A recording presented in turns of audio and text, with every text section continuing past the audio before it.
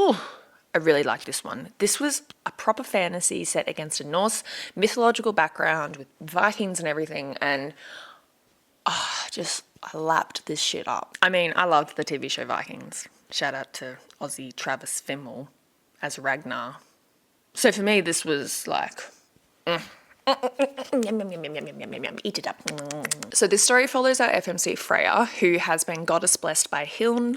This means that she is the fated shield maiden who can unite all of Skaland together under one king. As Freya is goddess blessed, this means that she is technically unfated, which means that nobody can predict what her future will look like, despite what ambitious, scheming men might think. The story kicks off with us meeting Freya's total twat of a husband who promptly gets an axe to the head, which was very satisfying. And she is soon married off to another twat of a man, although this time it is King Snorri, who is going to control her fate and unite all of Skaland together under his rule. This, of course, is done with a whole lot of leverage over Freya's family and through a blood oath, so it feels like all hope is lost. Now, Snorri is actually the father to the real MMC of the novel, Bjorn, the total hottie who has to charge into battle with no shirt on lest he burst into flames. Which could actually happen because he has been god blessed by Tyr and he wields a flaming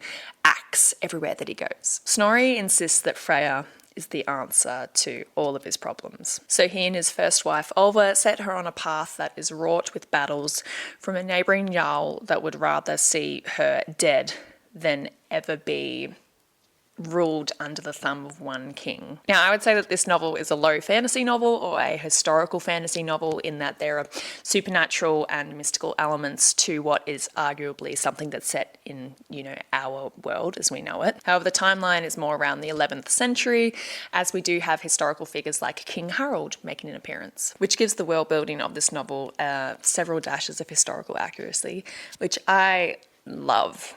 Love, love, love, love, love. As Freya encounters the kinds of trials fit for any FMC in a fantasy novel, the tension between her and Bjorn cranks the fuck up. And I was positively titillated by the slow burn, stolen, naughty moments that the two kind of have sparingly throughout the book. I mean, overall, throughout this novel, I was just screaming at Freya to open her eyes to what was really going on around her. But of course, in true fantasy style, and in true novel style, it took until the end of the novel for the curtain to, be pulled back from her eyes. I definitely was not super surprised by the end of this novel because I felt that Jensen gave enough hints throughout it that anyone could sort of catch on as to what was going on. But I was nonetheless enthralled by the story, and I will be purchasing the second book right now, much to my husband's dismay, because the bookshelf is overflowing.